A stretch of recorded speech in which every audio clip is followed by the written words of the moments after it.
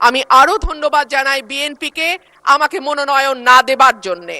আমাকে মনোনয়ন না দেওয়ার কারণেই আমি বুঝতে পেরেছি বাংলাদেশের টেকনাফ থেকে তেঁতুলিয়া কত লক্ষ মানুষের ভালোবাসা, দোয়া, সহযোগিতা আমার পাশে ছিল।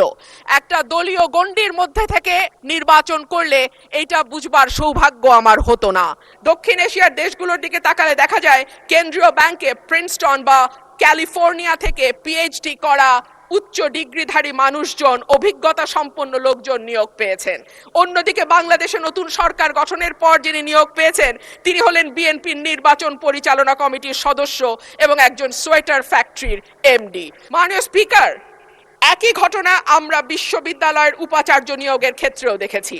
সবগুলো বিশ্ববিদ্যালয়ে দলীয় ভিসি, প্রভিসি নিয়োগ দেওয়া হয়েছে। দল করা দূষণীয় কিছু নয়, কিন্তু দল না করলে যদি নিয়োগ না হয় সেটা দুর্ভাগ্যজনক।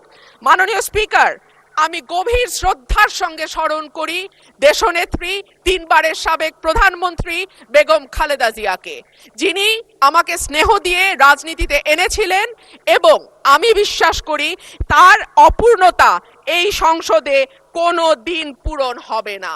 মাননীয় স্পিকার, হাজার মানুষের আত্মত্যাগ, তার ফসল হচ্ছে আজকের এই সংসদ। এই মানুষগুলো কারা যাদের আত্মত্যাগের বিনিময়ে আমরা আজকে কেউ মন্ত্রী, কেউ এমপি, কেউ সরকারি দল, কেউ বিরোধী দল হয়ে এসে সংসদে বসেছি? মাননীয় স্পিকার, তাদের স্বপ্ন কি ছিল?